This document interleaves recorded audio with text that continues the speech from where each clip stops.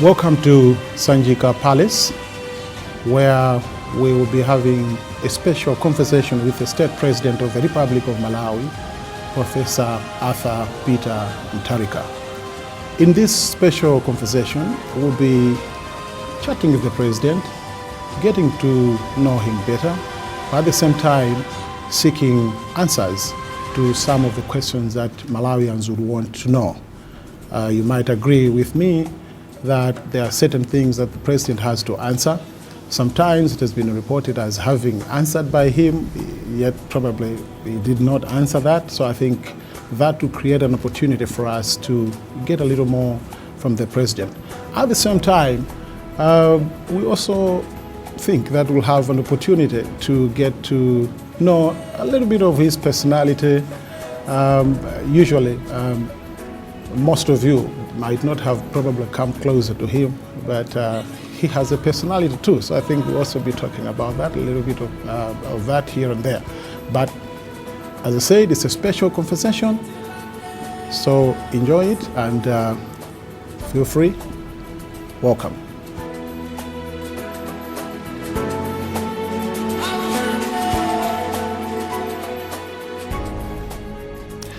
Mr. President, it's now 3 years.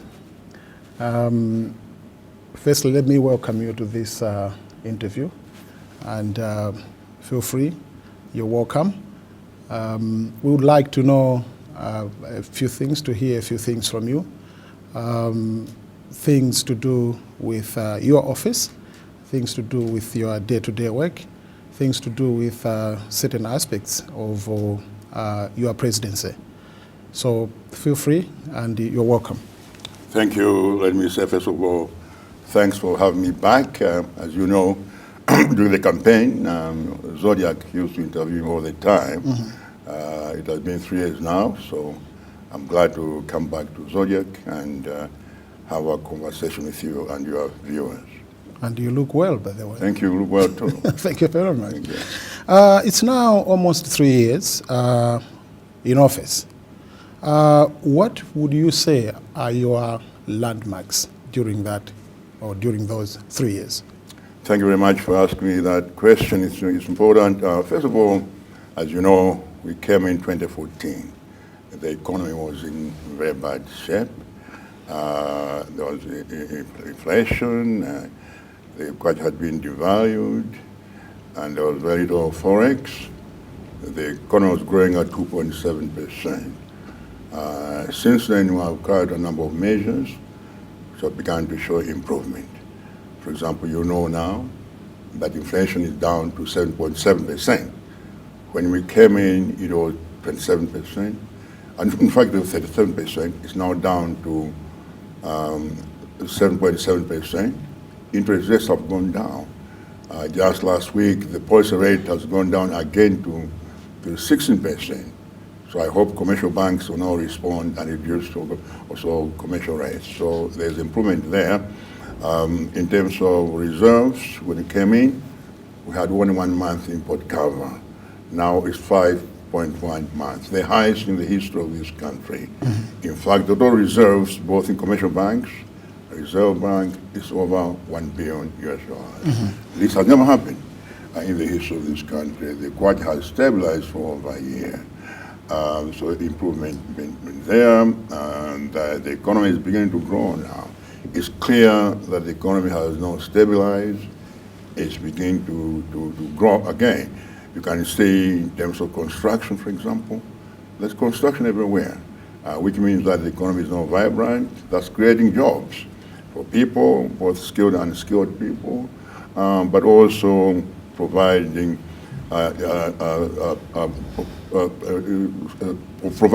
people who provide services also are able, in fact, to take advantage of contractors and others, carpenters, bricklayers, and so on and so forth. So the economy is now improving, and we expect that this year it will grow at a rate of 6.6%. As you know, when you came in also, there was donor flight. The donors had just left when we came in. So it's a very, very difficult situation. We're managing to run the country for 3 years without baggage support. And this year, our resources will provide about 99% of the budget, or only about 1%. As for the budget, to fund the budget. So when we came in, we found debts of over 550 billion, almost the total budget in 2014. We are now reduced that to almost 150 billion. So there are a lot of improvements taking place, and we need more. We need the economy to grow more, and we'll be discussing this, I'm sure, later on in the program. Yeah, there's a growth of this and a reduction of this. Inflation is getting down. How do you intend to traffic that to the common man out there? A common man in Kazako, a common man in Hoho, a common man in Goliath. Yes. A common man who, at the moment, I think the results of what is happening in the academic world has not yet gotten to him. Maybe it will be trickling down, but at the moment, people are finding it hard out there. Some are even surprised when they hear that our economy is regaining its shape. What mechanism have you put in place, or what's going to happen to ensure that that translates into people able to afford things like salt, sugar, soap, which at the moment it costs an arm and a leg? Well, you know, when the inflation goes down, of course, prices will never go down. Prices never go down, really, except if there is discount here by a trader and so forth. But when there is inflation goes down, it means prices stabilize, and therefore see a decrease in actually prices. I think I can see now that there's no rise in prices. Things are pretty much stabilized. Then the people benefit that way, and other measures were taken, including, for example, raising the minimum wage, a good example, but also raising the bracket, tax bracket, 30,000. Like when people are not taxed, they face 30,000, there's no tax. So there's no money left in their pockets. So that's how it's done, and I say by increasing investment, for example, in the foreign direct investment that's coming in. People don't know, but there's a lot of investment coming in. Just a project we launched last week here at Atlanta, that will create over 2,000 jobs. And the one in Lilongwe, over 3,000 jobs. So people are going to benefit. Then suppliers, we will be able to supply products here, and so on and forth.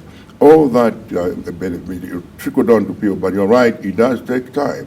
When the economy has been this bad for so long, it does take time. But once it stabilizes the economy, it begins to grow, prices will go down, wages will begin to increase, people will be able to sell products at a higher price, which is what we are now doing by establishing, for example, the commodity exchange. As you know, last week I visited the Lilongwe HL commodity exchange. We're not going to stabilize.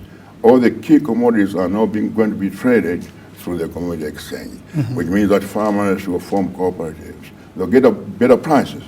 Right now what happens is the traders buy $9, take to India, the money never comes back. The farmers get nothing. Now we have cooperatives.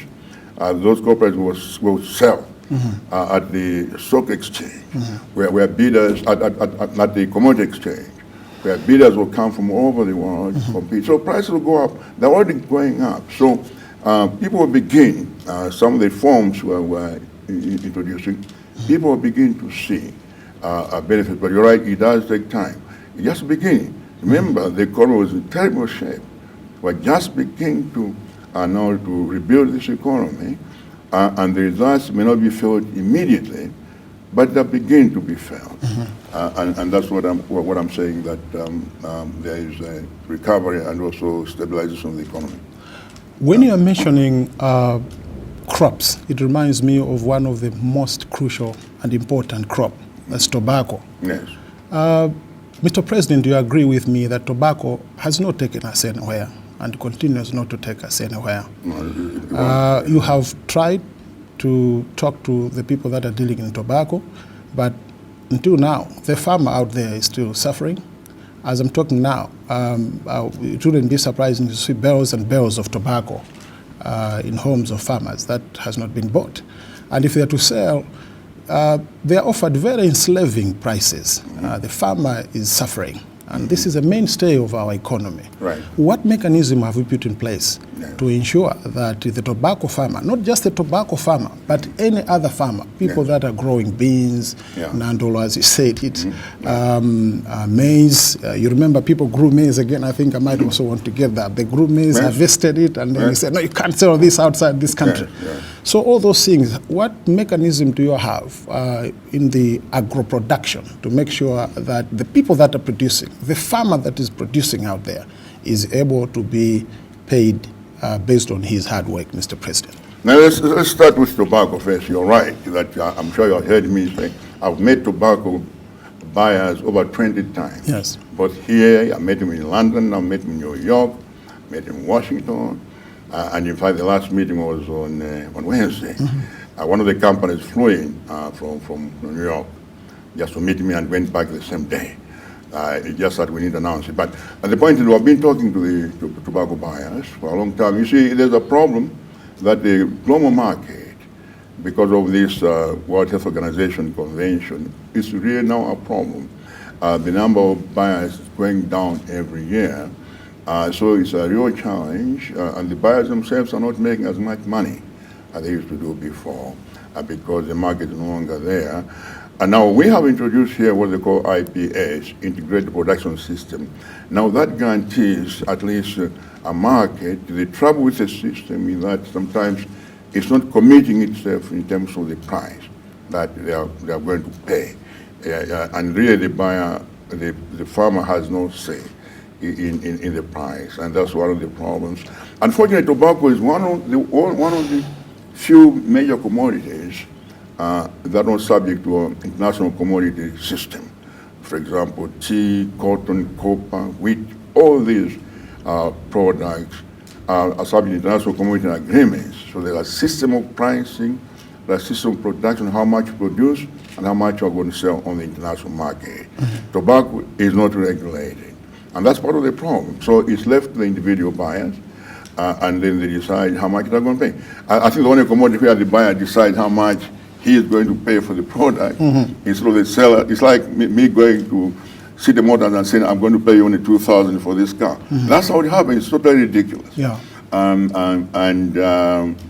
That's a problem. So we have to find a way of persuading the buyers through these IPS to guarantee prices, also guarantees how much they're going to buy. As you know, there's a registration system that buyers, the farmers are given a quote allocation, how much they can grow, you see, and then they're guaranteed at the market for what they're being allocated to grow. But it's not very efficient, and we need to improve. We're in constant discussions with that. I've just appointed a new CEO of the Tobacco Control Commission, and they're working on a better system for the farmers. But no, tobacco is a real problem, because there's no market out there. Eventually it's going to go down. Now, you mentioned other commodities, right? I particularly mentioned about maize. Maize. Because farmers grew maize, and then government came in and said, you can't export your maize. Yes, indeed. We came in and we really don't regret it. But you know, we've had farming in this country before. You remember 2002? When we were persuaded to sell maize, I wasn't here then, but maize to Kenya. And the following year there was famine here and many people died. Now we said that, look, what I've gone through the last 2 years, you have seen the hunger, how much suffering, how we had to run all over the world trying to buy food. We went everywhere, Brazil, Mexico, Romania, what have we got, Taiwan, Malaysia, to try to find maize. You know the whole story. All we said was, look, we want to make sure that the grain reserves are filled. Once they're filled, then we'll allow you to sell the maize. So they're not filled. We now have 234,000 metric tons. So that even if it does rain this year, people have enough food next year. That's what we did. Now they can export. So they can export. But by the way, the people who export are not the small farmers. It's usually the traders anyway. So the individual farmers are not the export. Those sell to ADMAC, and ADMAC has been now given resources to buy more maize. So the argument is flawed. You see, If you're allowed to export the maize, and there was no maize here, next year there's no rain, and there's drought, the same people are accusing us, come around and say, you saw the maize and so forth. No, we do not want to repeat what happened before. I think it was a wise decision. The bottom line is that there should be food security. There be enough food so that nobody dies of hunger, just like nobody died as I promised. And as long as I'm here, no person is going to die of hunger in this country. So we did that, and I'm very happy. The market is now open, and people are free to export the grain wherever there is a market.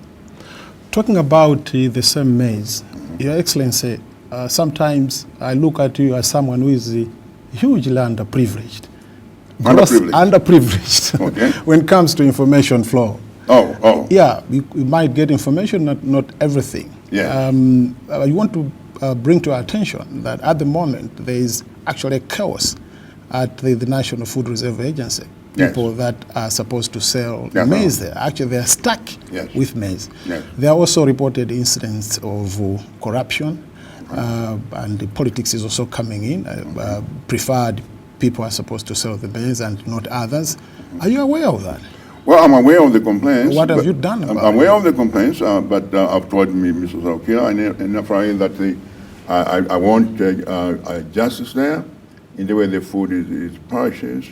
I'm not aware of the politics. There may be people who are taking advantage. If they're doing that, that's not acceptable.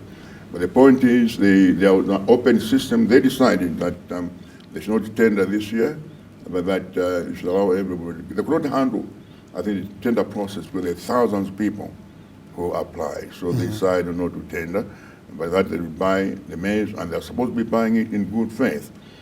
So I know the minister is looking into this. We're talking about it, and I'm sure whatever problems exist, they'll be taken care of. You know, there are always problems in any kind of situation like this, in terms of logistics, in terms of how you do it, the mechanics of it. Those are problems, happen sometimes, but they're being taken care of. I can assure you that. Yes. I know very well. I've done a little bit of reading of some of the work that is actually being used in other universities. And sometimes when you also travel, and you mention Professor Arthur Peter Mutharika in the academic world, I think it's not a new name, especially in the United States of America, and much more prominently in the field of law. You're very eminent there, and we're proud to have an eminent personality as our head of state. Thank you. What do you think? Do you think our Constitution, because you were also one of the constructors, one of the fine brains that were behind the suggestions in our Constitution. Correct. Are you happy with it? Well, you know, generally. Yes. Generally. Have you read my 1996 article in Oxford? Yes. You read that? Yes. And I think I mentioned the contradictions. Right? That's right. That's it. You know, we're right. Yes. Oh, you have it here. Actually, I remember. I thought I had forgotten it. Okay, you have it. But there is no. What I have is the around 2006, where 2006, and then you also actually authored a report in 1995. Yes. Democratic Constitution of Malawi. That's the one. I remember very well. You discussed devolvement of power. Yes. And it was very fine, well put. Well put. And I must quote even the page. Yes, it's page 219. In the conclusion. What did I say there? You said, at the heart, I said, at the heart of the problem is whether the Constitution, as presently structured, provides a realistic framework for governing the country. Has anything changed? You're right. You see, what happened was... I'm asking this question because I do appreciate that the way you interpret the law, it's from an informed background. I mean, you have taught it, you have read it, you have presented papers across the world. But sometimes we hear certain things failing to pass in Parliament, certain laws not being, you might sign but not made into law, access to information, for example, and so on and so forth. And you are a lawyer. Has anything changed, Mr. President? Okay, I'm glad you mentioned access to information. Let me say, first of all, that I was never against access to information. In fact, I was a supporter, even in the manifesto, even in my writings, I've written that. If you read an article about, I think, 2002, an article about towards, I think, the premise of accountability in Malawi. I wrote an article on towards accountability for pre-democratic Malawi policies. And in that article, I talk about access to information. I've always been in favor of access to information, and that's why I brought it before the cabinet.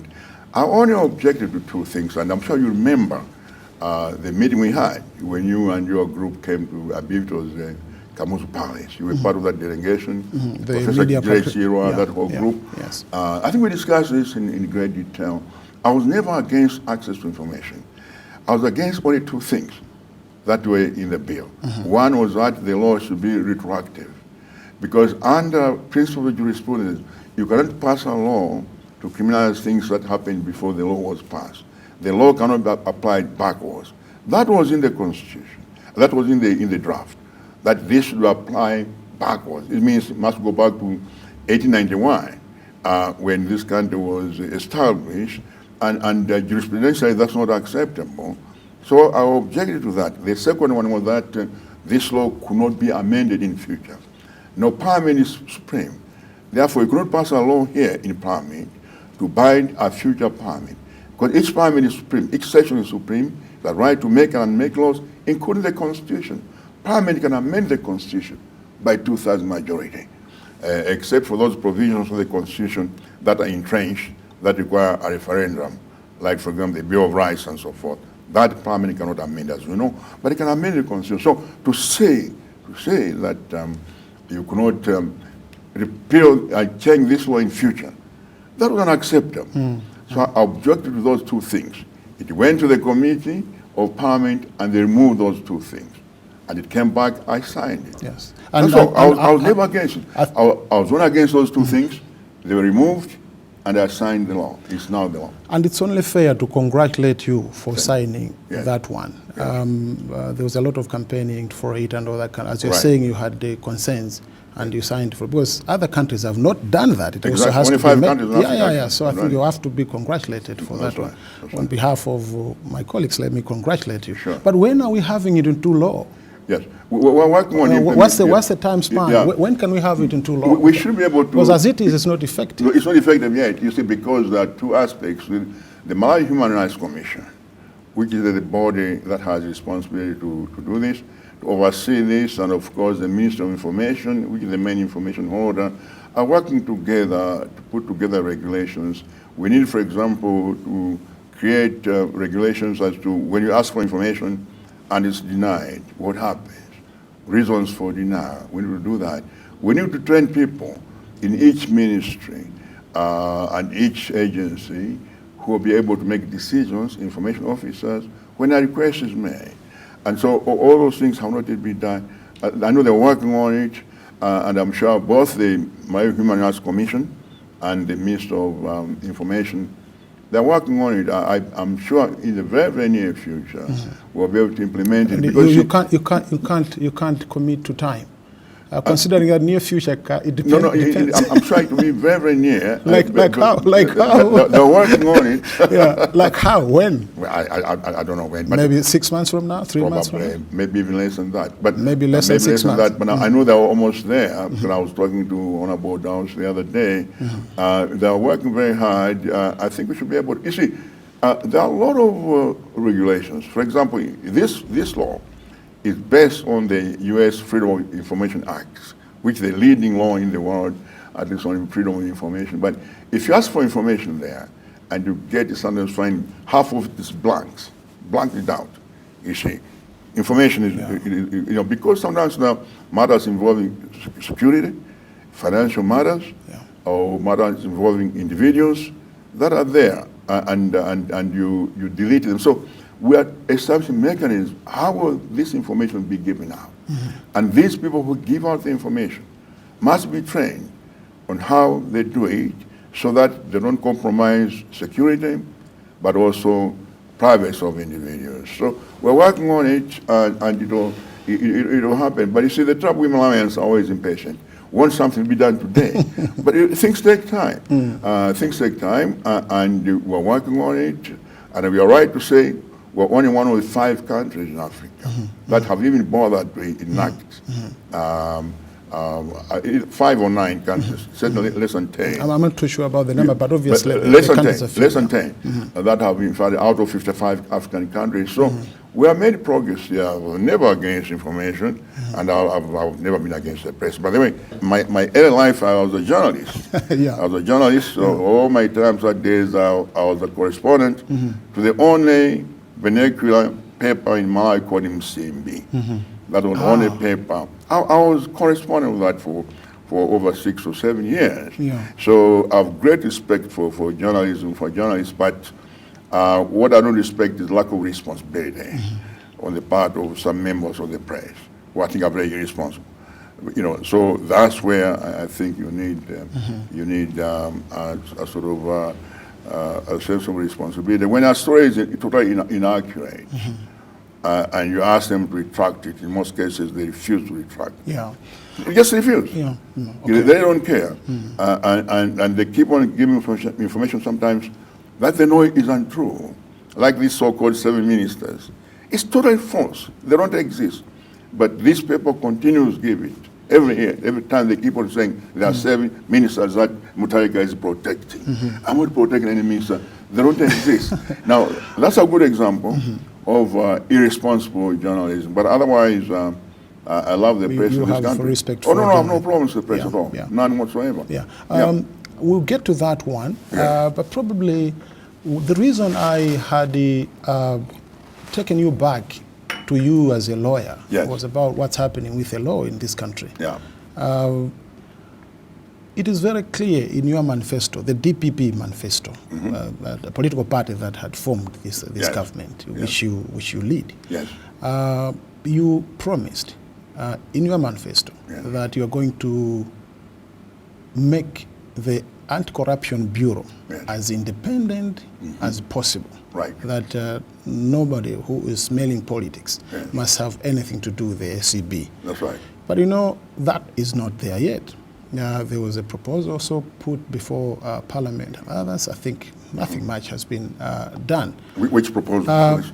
To see if the SCB should be as independent as possible. Have you managed to do that now? Because but the SCB is already independent.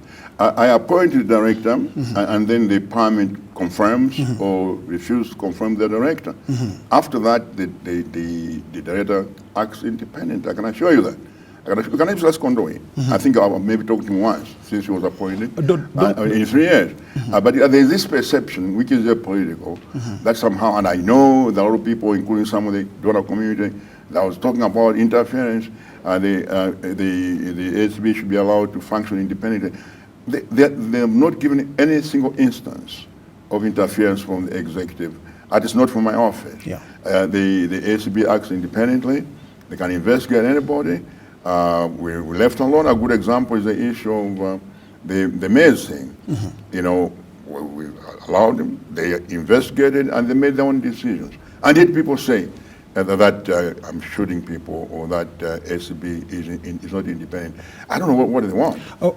Mr. President, what would you lose if you were not the appointing authority of the SCB director, for example? Or how would the situation be? Nothing. Do you think that can happen in the future? Yes. If they want to, that's fine. I lose nothing. It doesn't matter to me one way or the other. Whether I appoint the director or the appointed by somebody else, it doesn't matter to me. If Parliament wants to do that, let them do it. But it's in the law. At the moment, the Constitution provides that I make those appointments. It's in the Constitution, and if they want to amend the Constitution and get 2/3 majority vote, they can do that. And then the SCB will be appointed by somebody else. But there's a myth that if the SCB is appointed, say, by Parliament, then there'll be less corruption. I think that's the idea. somehow, there is this perception. What's the motivation of this myth? Why do you think there's this myth? I don't know. I think it's just a myth. I think it's a myth, as far as I know. I don't know why. I think there's a feeling that because the decisions are made by the executive, or various decisions in the country, that probably it's important that the SB should be appointed by somebody else. I've never understood why. They think that it will be more independent if it's appointed by, but look, even the judges are appointed by me in the end. In the end, I appoint the judges on the recommendation of the Public Service Commission, a Judicial Service Commission. It's just a recommendation. It's not a directive. That many times I refused to appoint a judge because I didn't think on the basis of the CV that person was qualified. So I do appoint judges. I do appoint all sorts of other people. I don't appoint ministers and others. So I don't really know what. I do appoint the Army Commander and Inspector General of Police. All those are very key positions. I don't know why they focus on ACB, but if they want to change the law, that have the ACB appointed by somebody else, that'll be fine with me. I know you're doing everything possible. There are times when we hear stories that you wake up to 2 a.m., 3 a.m., and then in the morning you're on the road. You're giving it your best shot. Yeah. To make sure that the economy is back, and probably certain results have started to show. Yeah. Just that we need to get it to the poor man down there. But I remember very well that when you're campaigning for presidency, for government leadership, one of the things that you had told the voters was that, and I think it was like a punch mark that immediately I get to Sanjika, I'll call for a helicopter and go to Sanje and visit the port. Oh. Where's the helicopter now? You haven't been there. No, first of all, what's your view about? First of all, I've never used a helicopter since I took over because I think it's wasteful. We would go on a helicopter, but the vehicles still come. On the ground there, and I think it's very expensive to operate. So I've never been in the helicopter since I took over. Now, the Sanje thing, we're still talking. Mozambicans, when news was here and in Lungu, we had a long meeting, and later last week, St. Evans, we are ready. So is Zambia, so is African Development Bank, African Union, and so is Zimbabwe, and so is DRC, and even Rwanda. Everyone wants it. The problem is our counterparts in Mozambique. They simply unwilling. I've talked to them, who have met their ministers. They just don't want, to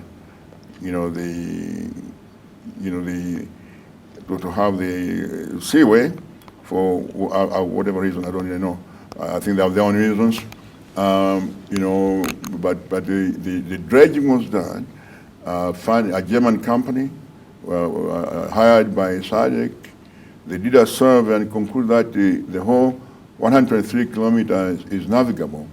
In any event, I don't know if you know this. You know what Musanje used to be called before? You're from Musanje, right? Yeah. It was called Port Herald. Port Herald. Port Herald. It was called Port Herald because there was a port. That's how David Livingstone came. He came all the way to Port Herald. And then up to Maxon Falls, and they dismantled his boat and carried them. And the people, Kodamaku and others, they carried him on Machila to Lake Nyasa, Lake Malawi, and the country. So it was always navigable, actually. So it's not a real problem. So you reckon that it's alive, the dream is there? Oh, the dream is there. The dream is there. Our part, the port was completed. It's still there. I'm still talking to contractors there. They can easily clean it. It could be cleaned up within 2 or 3 months. Okay. If our colleagues agreed, first they said there was a bridge, and then that changed. Then they said, because the mouth at Shinde is where there are breeding grounds for prawns. But I've talked to the Food and Agriculture Organization. They're saying that prawns can be relocated and the land can be put on the side And they did with the St. Lawrence Seaway in Canada. There are similar program, I think there it was lobsters and others, but they were able to divert so that the whole mouth is not used, the side entry into the river, the St. Lawrence River, down to Montreal, Canada. They did that. So it can be done, and they do not affect the breeding grounds for the prawns. So we'll keep on talking to them, and I know Zodiak is talking to them, and Zambia is, and DRC. But everyone wants to use that. They saw this road. And that will help so much to reduce cost of products here by 60% if we're able to have this seaway. Yeah. You're tuned into a special conversation with the State President of the Republic of Malawi, Professor Arthur Peter Mutharika. We are in Sanjika Palace. We're getting to chat with the President, get certain answers to certain questions that normally people might not have an opportunity to ask him.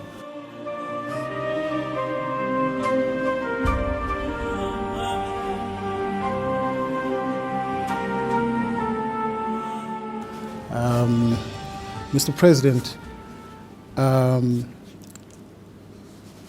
where is the Green Belt Initiative? How far have you gone with it? Oh, a lot. Again, you talked about information deprived, but maybe now it will turn your information deprived. I'm asking on behalf of the people. Oh, okay, very good. Yes. I'll just get back to you. The Green Belt Initiative is working very well. First of all, we had to establish an authority called the Green Belt Authority. It's a company. It has been established, incorporated, and the company with its own board, and that company can now enter into contract. And it is with foreign investors. Now, in terms of the initiatives, for example, in the Lower Shire, the Nchalo Farmers Association has just entered into a contract with our foreign investors to invest in 24,000 hectares at the cost of $240 million US. It will be a huge project there. It will be end-to-end facility from production to add value addition to exporting.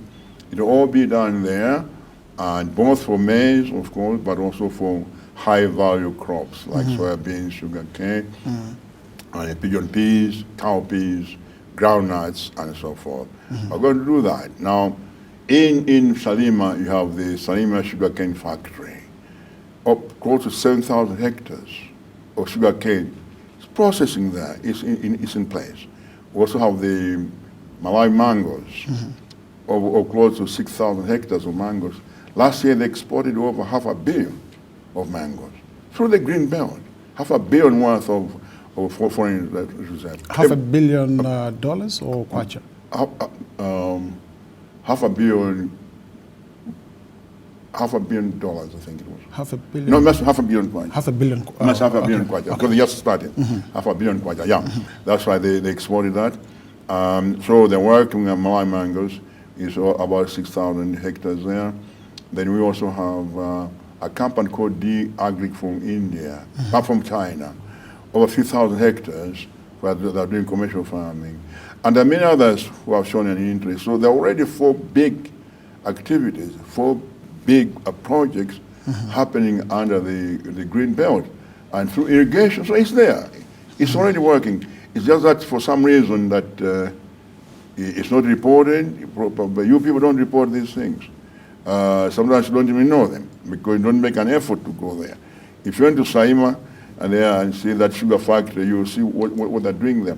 Hiring over close to 4,000 Malawians, and also providing facilities for smallholder farmers, each about 10 hectares of sugar cane that are growing and selling to the factory. All that is part of the Green Belt. So the Green Belt is doing quite well. Also facilities in Karabe, Karonga, along the lake. We're doing that, we're expanding. So and then along some of the rivers like Bua, river and so forth. So it's there. It's there. It's doing very, very well. Yeah. I think I'll be doing a big injustice to the people you lead. Yes. There's a notion out there that Malawians are not given an opportunity to do business adequately, and that most of the business opportunities are in the hands of foreigners, more notably foreigners of Asian origin. Yeah. Malawians, even those who are already in business, are actually struggling, but all the big opportunities or all the available opportunities are actually given to foreigners. Some even foreigners from within Africa, countries like Burundi, Rwanda, and all that kind of stuff. Are you aware of that? You have mentioned Malawians of Asian origin. This is historical. It has always been that way. The economy has always been in the hands, mostly, the trading, mostly in the hands of Malawians of Asian origin, or Asians from India, Pakistan who came here. This has been the pattern throughout. Remember the Kamuzubanda, when he chased all the Asians from rural areas where they were trading, and they were all confined to the cities, and all that trading structure there collapsed. You go to Chirazlo, you go to Goliath, wherever in the village, you find abandoned buildings, which at Chisoka there, at Nasadia and other places. I was in the lobby during the campaign. I saw 10 or 15 abandoned, which abandoned when the agents were removed from the whole system collapsed. So that's the case. So it's historical from that point of view. Now, in terms of businesses, now let me say this: that we do have delivered policies.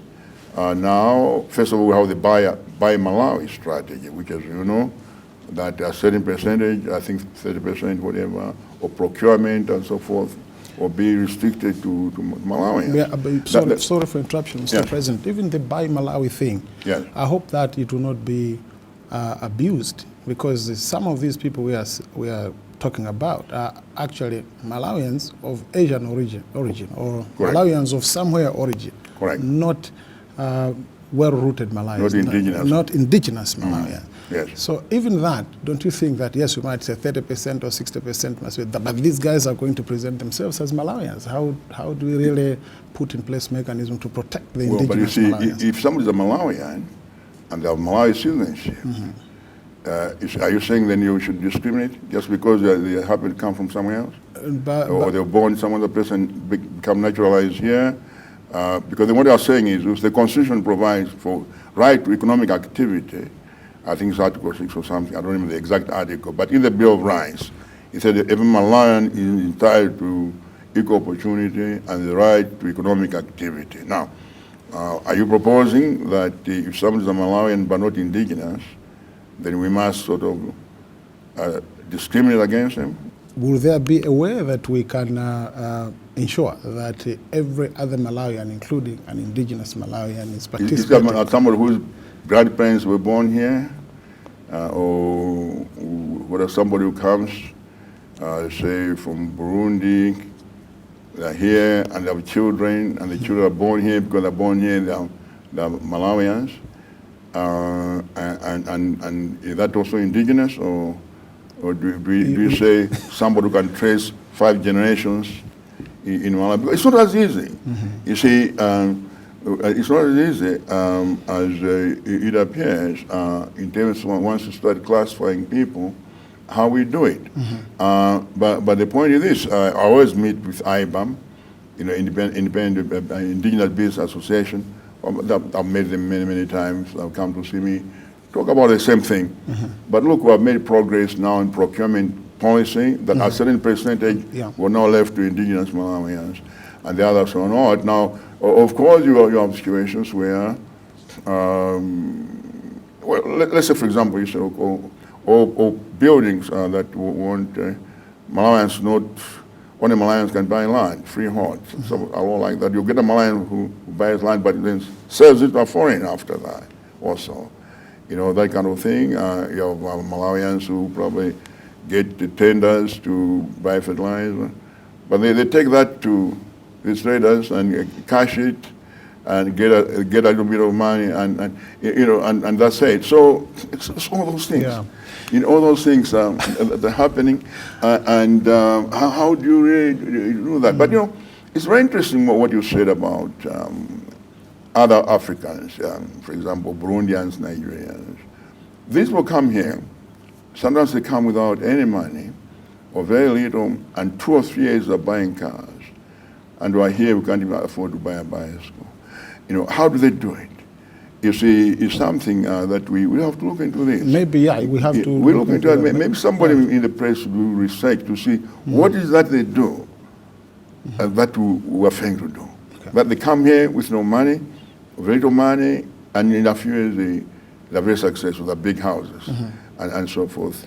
What exactly is it that they're doing that we're not doing? So we can learn from that. But but having said that, then let me say that every government has an obligation to protect its own citizens. And therefore we're going to carry out deliberate measures to make sure that the procurement, the types of contracts and so forth, that indigenous Malawians get a good percentage of those. Now, what I'm told is sometimes what happens is for the big contracts or tenders, normally you have to put up some kind of security, bond, and sometimes it's very difficult for a Malawian to get that bond. The banks are not willing to give loans to smallholder, black or Native Malawians, to give them those bonds so they can bid on these tenders. So, and it's very, very difficult for a black person to get a loan in this country. I don't know whether it's true or not. I saw there again, it's a question of sensitizing the banks to ensure they interact with Now, part of the reason was that, lack of identity. Now, there are 2 things that have happened. When I was Minister of Justice, I introduced the Credit Reference Bureau, the Act. So we now have actually a credit reference mechanism whereby you can look at a person's history to see if this person can be provided a loan. Secondly, now for the first time we have national ID, which again I introduced when I was Minister of Justice. People say it could not be done. We have now rolled it out. Now national ID. Now there's no excuse because if you say I'm Gospel Kazako, people know who you are. You have a number there, and they know where you come from. So they can lend you money, and they'll be able to trace you. They can find your bank account or any assets that you have, in the case they have to use them. So it's not going to improve, and I think with that, there's no excuse now for not giving Malawians loans. Let's hope things will change. But you see, every day you are bombarded with economy, these governance, these lots of issues that crowd and get crowded, being pushed to your office. True. How do you gain your normalcy? I think I can imagine. How do you gain your normalcy? What are the little things that you do like music? What type of music do you listen to? What games do you like to watch? I think what happened is I think the sort of, maybe because we came from the period of one party. It wasn't one party system, it was a one-man system. Okay, for many years, one person was running the country. It wasn't even one party, but one person. And I think that mentality has continued, that everything is expected to be done by the president. A woman from one of the districts called me and wrote me a letter. She said that she had lent a bull to a chief. The chief had brought that bull in order to fertilize the cow. And then when she wanted it back, the chief threatened her and he took her line. And then wrote my office, asked me if I can get that bull back for her. But the point I'm saying is that people expect, even some of the most remote, minute things but that the president still come to your president should do them. We try our best. They come on your desk. They do. Yeah. They now do. What I was saying is you have so much travels. You have to visit. You have to meet dignitaries and other key guests. When you have done all that, what do you do? How do you make yourself relaxed? Because you need to. What do you do? I read. I read a lot.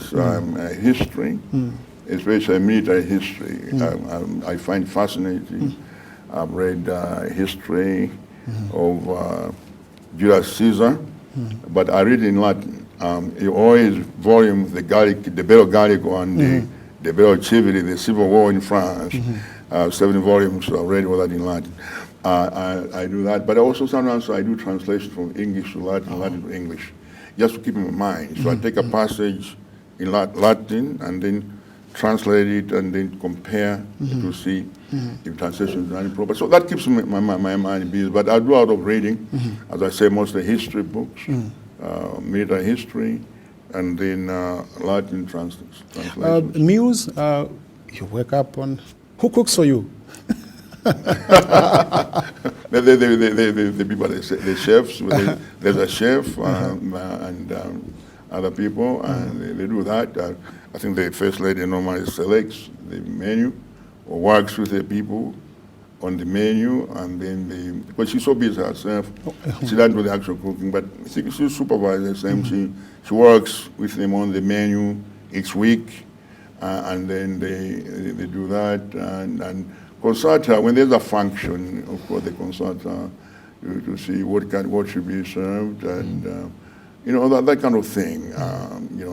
Like the thing we had yesterday with the children in Zomba. They're talking what kind of food should we provide for the children? What do they like? And what do you like? What do you like to eat? Myself? Yeah. What do you like to eat? I like nsima, and with goat meat. Goat meat? Goat meat and nkwani. Nkwani. That's my favorite, yes. That's good. So I think you are not a very expensive guest to No, I'm not. I'm very easy to satisfy. Do you drink, Mr. President? No, not that much. I do drink some wine once in a while, but not that much. I drink out of water. Yeah. You see me drink water all the time. All the time. I'm drinking water all the time. But I do sometimes have some red wine once in a while, and I do that. Okay. And one or two times I might have a glass of whiskey sometimes, but very, very rare. Okay. I don't drink it, not anymore.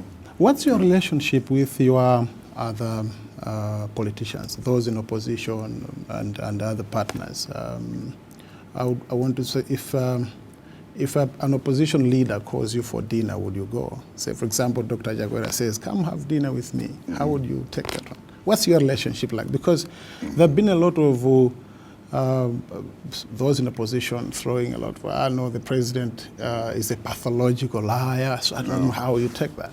Yeah. But you also said, no, I think this one is so all sorts of descriptions. Foul-mouthed. Foul-mouthed, yes. Personally, does that just end there, or is something that, how do you take it? I mean, if... Well, unfortunately, I think politics, I said, we're competitors. We're not the enemies. We're competitors. We're all competing. We're all trying to do what's best for the country. But we may differ on how that should be done. But what we're trying to do is, for example, I've said many times that there are many aspects of my policy, which are the community colleges, government reform, and then foreign investment, and attracting foreign investment. Those are the key elements that ask the opposition to provide alternatives, which up to now they have not. If the country is going wrong direction, what we are doing, what's the alternative? Because it's simply a question of what's best for the country. Yeah, we're all trying to do it for the country. If say the opponent invited you for a drink, would you go? If they invited me, I'm sure if I had time, I would go. I do. The other day I visited Mr. Tembo, and he was a big opponent of I wanted to see him because I hadn't seen him for a long time, and I had to see how he was. We chatted for close to 2 hours. Wow. So that's a good example. A very good relationship, and many others. There's no enemy to it. I don't take it personally. Now, obviously, when you're ad hominem statements like the leader of the opposition makes to call me a pathological liar, I don't think that's right. Or prince of thieves, I don't think that's right because I don't think name calling is going to help us. We're not going to achieve anything by that. But the people get excited about these things and they want to score some points. So in the heat of debate, sometimes people say those things. I've tried my best not to, but once in a while, just like another human being, I think there are times when I have to respond. That's why I said he was foul-mouthed, because he is. That I have to respond sometimes, but I've tried to avoid calling people names or trying to deal with other people in a contemptuous manner, because there's no point about this. You know, it's not personal. We're all trying to, you know, to serve this country the best way we think we are. And that's what's important as far as I'm concerned. Yeah. Do you think, Mr. President, you are winning on the fight against corruption? There's been a lot of talk of corruption against your government. Yes. You have also condemned it. Yes. Development partners have spoken about it, and other stakeholders have spoken about it, that there's rampant corruption in your government. Yes. One, do you accept there's rampant corruption in your government? If you do, what is it that you're doing to ensure that we mitigate that pressure? Yes. I've heard the targets. Well, first of all, the fight continues, but the fight cannot be done by one person. I'll come back to this. Now, on the question of rampant, I don't think there's rampant corruption now. I know about 15 years ago, I think it was Fahad Hassan, DPP, who said that about 30% of resources are lost through corruption. That's what he said then. I'm not sure what the figures are now, but of course corruption is entrenched in our society. You'll find it in the executive, in parliament. You have seen all those CDF, over 20 MPs under investigation. You have seen in the councils. There's corruption in the councils. You have seen it even in NGOs, where they could not account for 90% last year of the money that they were given by donors. They could not account. That's corruption. And even in your own media, I hate to say this, but you know, there's corruption there. People being paid to write articles about somebody or against somebody. Have you ever paid a media never, organization? Never. No, I don't. So who pays it? That's why I have a bad press. I don't. But there are people who do, I understand. And I think what I'm saying is that there's corruption everywhere, and it must stop. But corruption will not stop by just pointing a finger at one person and say, the president, well, what am I supposed to do? I'm supposed to go in the houses and arrest people? No, I don't arrest people. You see, I've said very, very clear that if somebody is charged corruption or we charge with corruption, they're going to face the force of the law. We have seen that in the mayor's thing. We have seen that at Roads Authority. We have seen that at IDMAC and at MERA, where instance action has been taken in those places and people have been fired or dismissed or being tried.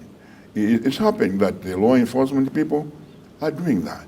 But the thing is, you need cooperation. You need, for example, people give evidence about something. Like this ranching, that all the so-called 7 ministers who are supposed to be avoiding corruption, why can't he give the names? Then it's irresponsible not to give the names. Yeah. Or the chairman of the Public Accounts Committee, I've challenged him many, many times. Give the names. First he said, oh, I'll give January 1st last year. When January 1st came, he said, oh, January 31st. When January 31st came, he said, no, the speaker is out of the country. And so on and so on, and then I don't want to be arrested. You cannot be arrested if you say it in parliament. The point is, this is irresponsible behavior. If people know somebody is corrupt, give them, they say, oh, government, so there's massive theft in the government. Give out the names. Tell the ACB. Tell the DPP and the police. You can assure the nation that there will not be any political protectionism. Why should there be protection? For what? No protection. A good example, the issue of the most senior minister on Abuja Pond. I did not protect him. He was prosecuted. And you know, they'll be able to establish whether he's guilty or not. I did not protect him. I don't know what it is. It's politics now. What has happened is politics. This massive corruption, I don't see it. Where is it? You know, where is it? In the case of Cashgate, the evidence was there. People supplying things, people being paid without supplying things.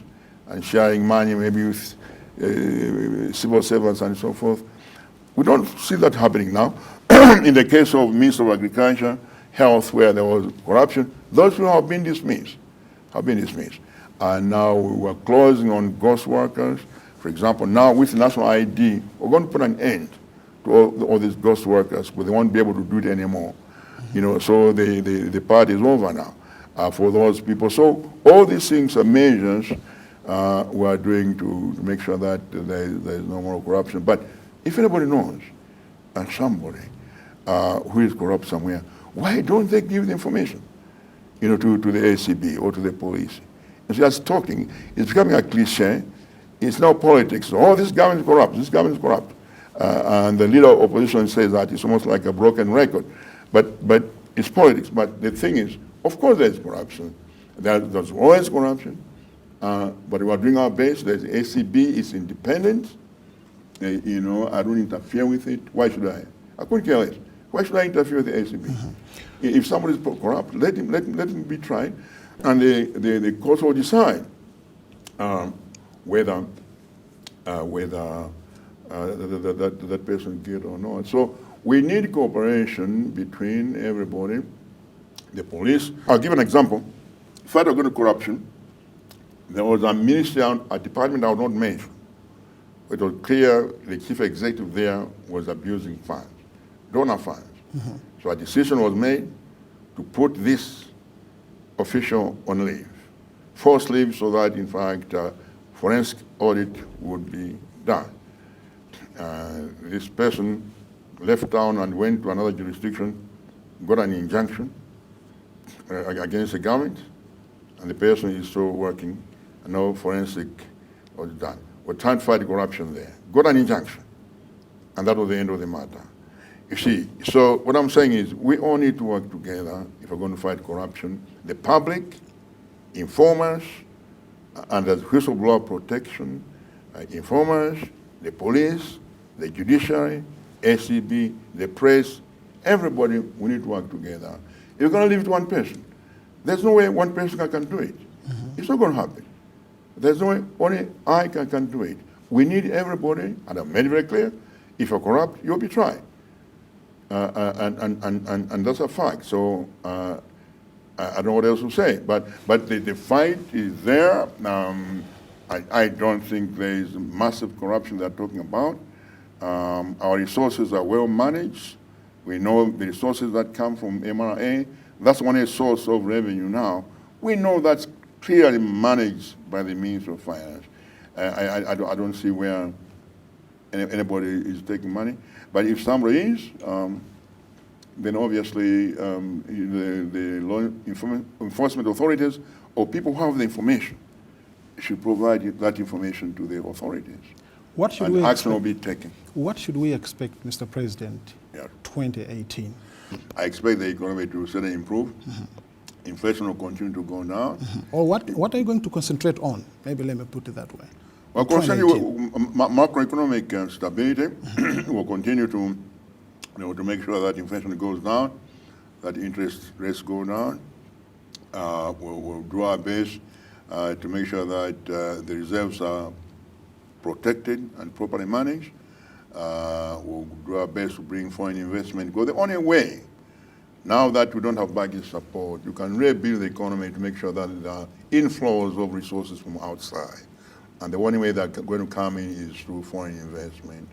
At the moment, we have $3.4 billion US committed to this country for foreign investment. It's coming in, as I told you in the last year, where we're coming from 40 million US dollars. Going to start very soon for those 24,000.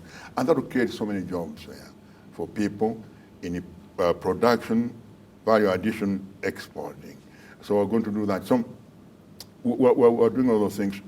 If you can bring in these kinds of resources and revenues, then I think it should begin to be reflected in other sectors of the economy, because it means more people getting jobs, and therefore they become taxpayers. They'll be paying taxes, and that brings revenue to the government, and the economy begins to grow.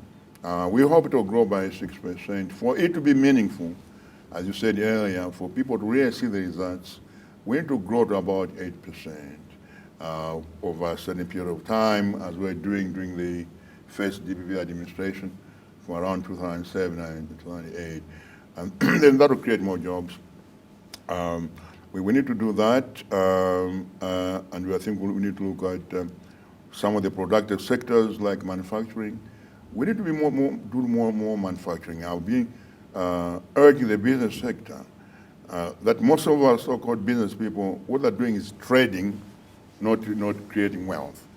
When you fight for tenders from Eskom and get transformers from South Africa and sell them here, the person who benefits is the person who makes those transformers in South Africa. Now, why can't we manufacture some of the things here?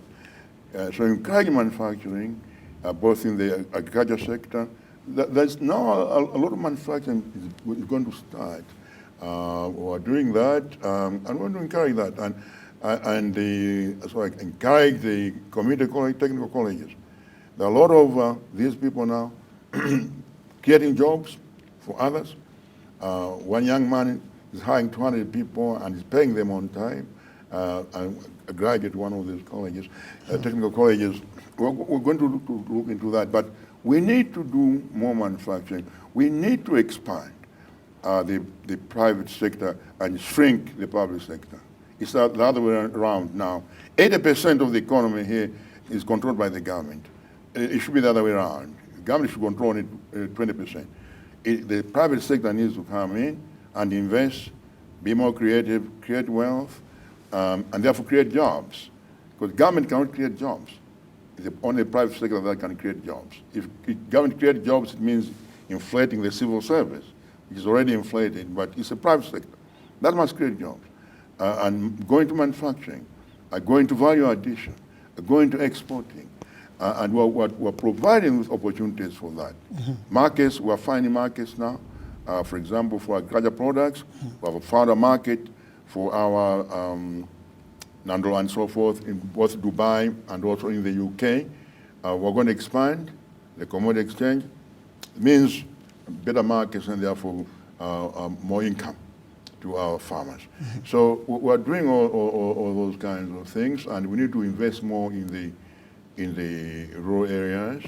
We're going to do that. This road network program we're doing in rural areas is part of development, because once you do that, you go to the 18 miles from PIM, from Catholic University, go to PIM, you go there today, you won't believe it. There are people along those hawkers, people saying things, there are minibuses there, and the trucks taking people to Limbe to sell products. The whole area has been completely transformed. So we're now embarking on rural program all over the country, so that to target productive areas like in Jagwa, the Kwisa areas and other areas where Henga Valley. People can take those products from Zuzu, Lilongwe, Blantyre, and or Tekerani area, all those bananas, can take them here to Blantyre and Limbe to Lilongwe. We're doing that. That's part of what we're investing in rural development, and that will bring up the economy. So we're doing those things. Great. Yes. You mentioned something about myth. There are certain things that are communicated as myth. Yes. What's the relationship with your vice president? I think if it was a myth, let's hear from you. Some people are saying your relationship with the vice president is shaky. No, it's not. Well, people. I think you see. You have a healthy relationship. Yes, it is. What has happened is, remember from the beginning, there have been problems with the first elected president, but then of course Bingu with Jumpa and Joyce Banda, and Joyce Banda with Kachari. You have seen so people automatically they wanted the same thing. It was just about a month. You have a good relationship. Yeah, we have a very good working relationship, yes. Just a month after we took over, people started, this and that and so, and it's just not true. The vice president has responsibilities, disaster management and public events. He does those things, and he's working on them. He was in the Lower Shire, I think yesterday, distributing the food from the Chinese. The day after we opened the park, I think it was maybe Friday. So we have a good working relationship, but people should stop always trying to find, some kind of wedge between the president and the vice president. There is a lot of talk out there that the DPP has some appetite to work with the PP or the UDF to an extent that the PP, the People's Party, has actually gone to concert. If the media reports, yeah, it's in the media. Is that correct? That do you have that appetite like in an electoral alliance or work as partners for 2019 elections? If it's not there, if they said we would like to work with you, the DPP, where the PP want to work with you, how would you take that? Yeah. First of all, working with the UDF, as you know, we have a very good alliance because we have the same policies. So we have the same goals and we work quite well. Now, I think in Parliament, a number of members of Parliament, I think, had discussions with Honorable Nankoma, with the leader of the House there, a possibility of working a relationship, and they said fine, and then it was arranged that could I meet them? I said fine. We are Malawians who want to develop this country. If they want to work with in Parliament, I'll meet them. So they came, and I met them. I think there were about 16 or 17 of them. They came, and we have since been working. It was only about 2 weeks before Parliament ended, so we worked together, I think the remaining 2 weeks, and that's about it. But if you're talking about possible alliances, I'm sure that's something that probably can be looked into. We have the alliance with working alliance with UDF, and if there are some people in PP who feel that it can work with us, or independents.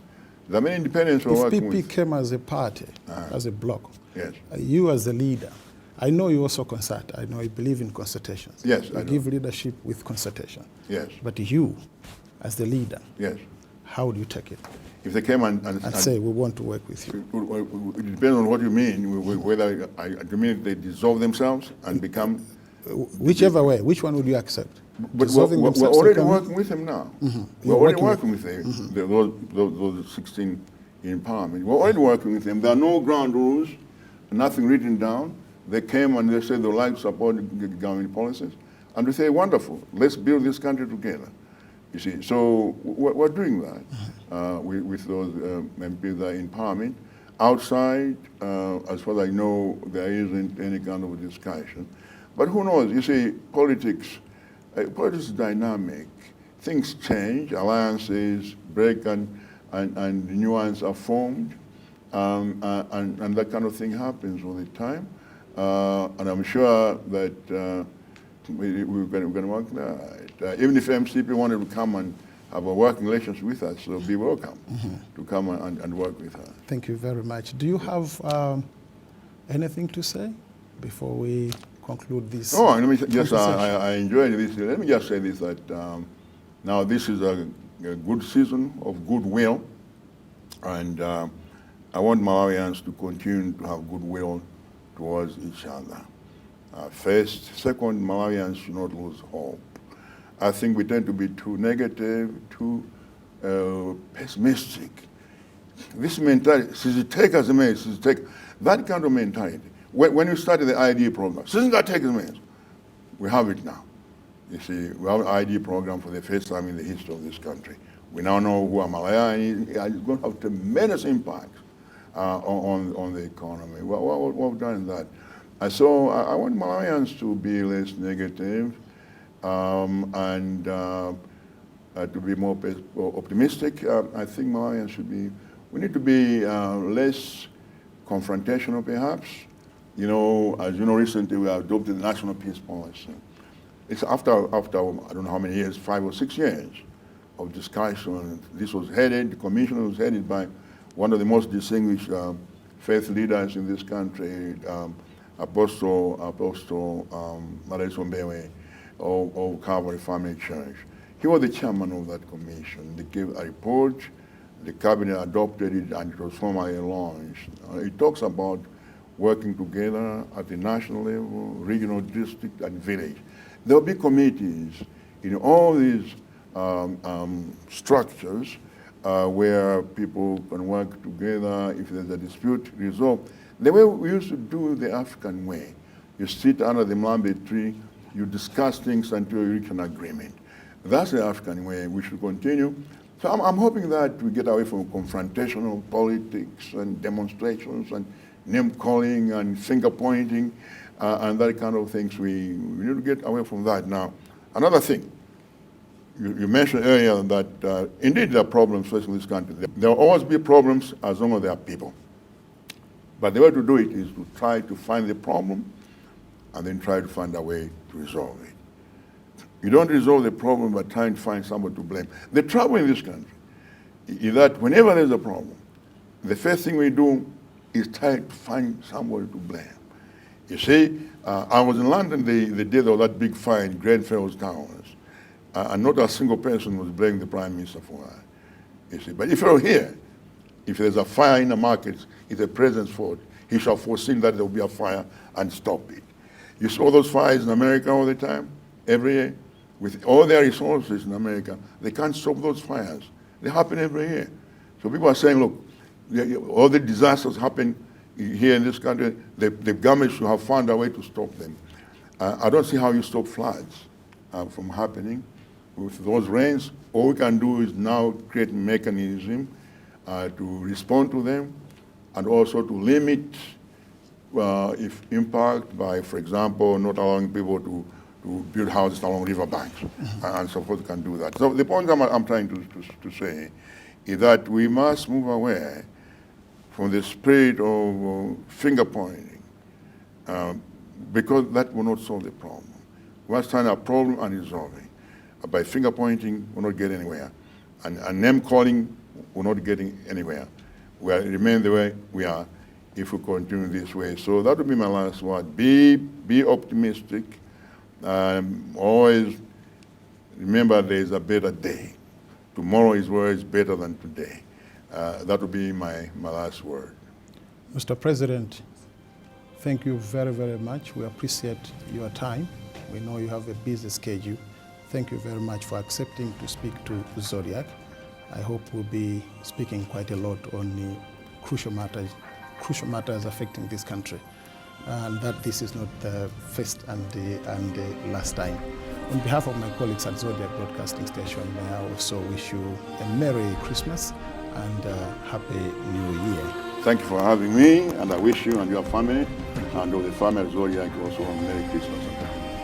That's how we conclude this special conversation with the State President of the Republic of Malawi, Professor Arthur Peter Mutharika. Thank you very much for being good television viewers and good radio listeners. My name is Gospel Kazako. I wish you a Merry Christmas and Happy New Year.